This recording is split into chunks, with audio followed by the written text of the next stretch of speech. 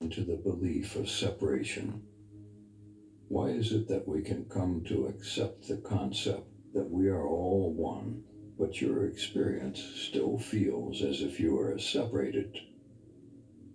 First off, believing that we are all one isn't enough to actually experience that. It's not enough to actually know this to be the truth of reality. So, where does this illusion of separation come from? Where is it rooted in?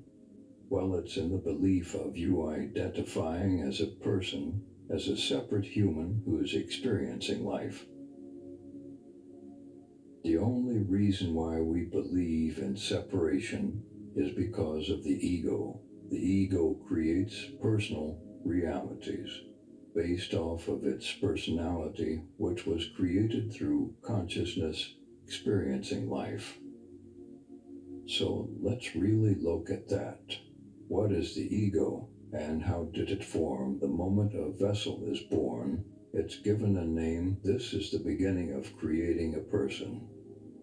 As consciousness experiences life through this vessel, it begins to collect things. It collects experiences, hobbies, opinions, likes, and dislikes. It collects a belief system, desires, fears, insecurities. All of these ideas and concepts that are being collected are claimed to be owned by the person, whatever your vessel's name is. They claim all of those ideas and stories to be theirs. If you watch a documentary, it may start off by saying, "This is my life. We identify with the story of my life." And because of this, your sense of I is connected to this person. Your sense of I is connected to the ego. I like to do this. I don't believe in that. I had a terrible past experience. I desire to become this. I have anxiety. I'm suffering so much. What's important to realize here is that this person that you believe yourself to be was created mentally in the one mind. It's truly just a collection of thoughts. It's not real. You don't exist as a person because the person doesn't actually exist. If you don't think about yourself, where are you? This is why if I asked, "Who are you?" you would begin to think about who you are. See how you have to go to thoughts to search for your identity. But I'm pretty sure you are aware of now, when you begin your spiritual journey, you come across a concept that may point to the fact that you were never who you thought you were. You were never this person who had a past, who had beliefs. You were never this ego created character. And it's so difficult to see through this because even when we attempt to observe the ego, there can be this subtle belief that it's the ego or the person that is aware. We attach this person to everything. We believe the person is the one listening to this video. The person is the one who is talking. The person is the one who is hearing things and doing things and thinking thoughts and suffering. When in fact there is nothing here listening, hearing is just happening. There is nothing and nobody here talking. Talking and sounds are just happening. There is nobody here doing anything. Things are just happening. And nothing is happening to you because there is no separate you here to play victim. All of these things happen without the idea of a separate self who is involved in it. Notice this now.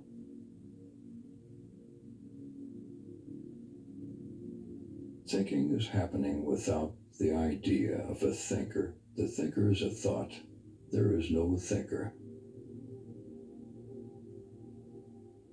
And of course, because we have created an identity that has been attached to this story of being a person for years.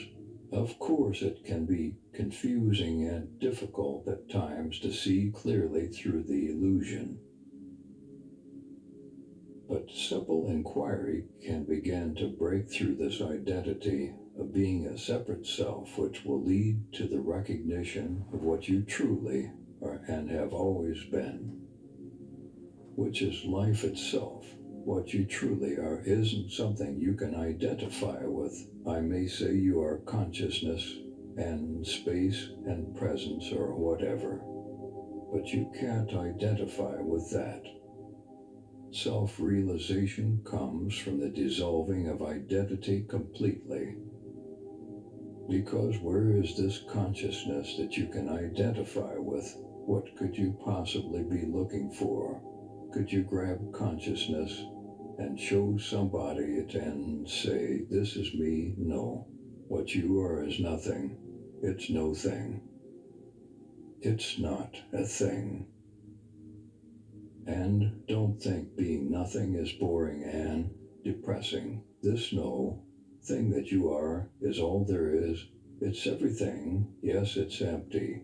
But this emptiness is literally life itself. It's what religion refers to as God. It's what we all are. Because it's all there is. My favorite way to investigate this is to realize that there is something that's been here that has never changed. Notice how this person that you believe to be has changed millions of times. You are not the person you were last year or 5 years ago or 10 years ago. Your personality has constantly changed. And this is only possible because it's not what you truly are. What you are cannot change. Even the body you are experiencing right now is not the same body you were experiencing as a child. This sense of I can also be connected to the body, and I'll get into that soon. Because you're also not the body. But there is something here that hasn't changed. The only reason why you know that your personality has changed is because you are that which is effortlessly aware of experience. Experiences change all the time, but that which is aware of experiences changing hasn't changed. It's presence. And for now, let's just call you presence. This presence is primary, and the person or ego is secondary. Presence was here before the personality or the ego was created. It's here when no thoughts are here. It's here while thoughts are here, and it's here after they drop. This unchanging presence is what you are. As a newborn, you didn't have an identity. Even if a parent held your vessel up to a mirror, there wasn't a thought in the mind that said, oh, that's me. You were here as presence, and you were aware of a vessel in the mirror. You had no judgment or idea of what you were aware of. You were just experiencing what is with no mental commentary about it. You didn't learn to identify with the body yet. It wasn't until other vessels and egos taught you this. They said, look at you. They took pictures of this vessel and told you that this is who you are. You sang head, shoulders, knees, and toes in school, and the teachers told you to point to your eyes, point to your ears. You get the point. The same way you were taught to create this identity with the ego, you were also taught to identify with the body. Now that you have created this identity as a body and a person, you now have stepped into the illusion of separation because you believe, well, if I am this body-mind, that must mean every other body-mind is a separate person also.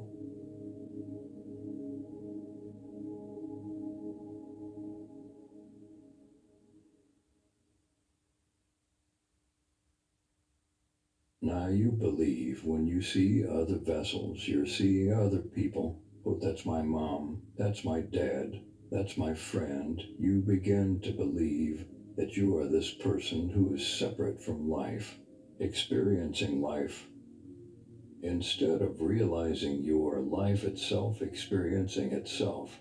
You are not here only as a body, you are here as presence itself. You were here before the body, and you'll be here after. You were here before anybody. All of these vessels were born within you. They are all creations of your mind.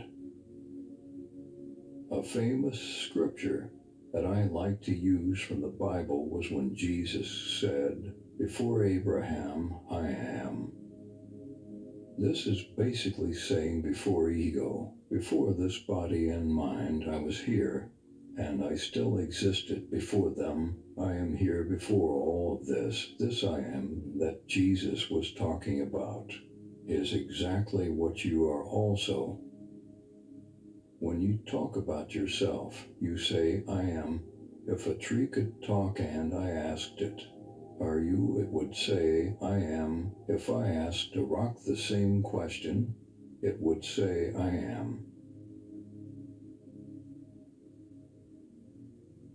Jesus was aware of his nature. He wasn't religious. He was enlightened, and his teachings are teachings of consciousness, not religion. Jesus didn't identify as Jesus. He said, I am God, because he was aware of his nature. And you can do exactly what Jesus has done and more. You as consciousness played Jesus. You were Jesus. You were Buddha. You are me and I am. You. Remember you as this consciousness, as this presence. You are primary. Without you, nothing can exist. But you exist without nothing because you are existence itself. But how do you discover this? Well, first things first.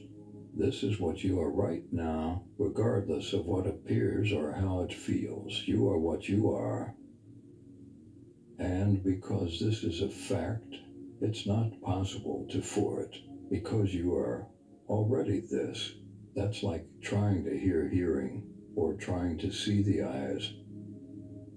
What's a lot more effective to discover self is to begin to notice what you are not, because there is nothing to do to be. Being is here before any doing happens.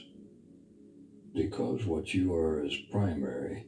So instead of trying to do something to be what you are, just look and realize that you're not what you are aware of. You are constantly aware of this person and body, which means this cannot be what you are. You are aware of the world, which means this can't be what you are. You are aware of thoughts and emotions, meaning this can't be what you are. If it changes, if it comes and goes, it isn't you. Notice that awareness cannot go anywhere. It never began and it can never end. You have always been here. As you begin to realize everything you are aware of comes and goes and changes, you start to realize that presence never changes as these experiences change. And it begins to feel like, oh, this is what I truly am. It's like you tap into something that is undeniably true. This is truth. And I've caught myself laughing multiple times because for so long I've been identifying with something that doesn't even exist. It really is a joke. Life is a dream, but it's your dream. It's consciousness dreaming.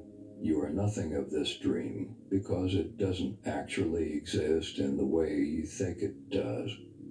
But at the same time, everything in this dream is you because it's made out of you. This is how you are one with everything.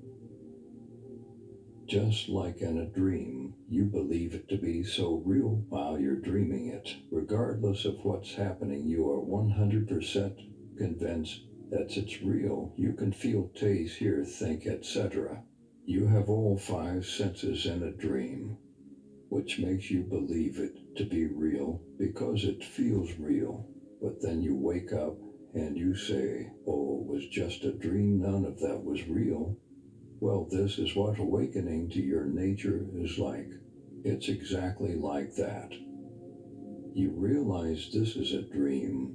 It's all you, it's all one. It's not real. It's amazing and you can enjoy it, but it's not real. So stop taking it so serious. You can't even die because you were never born.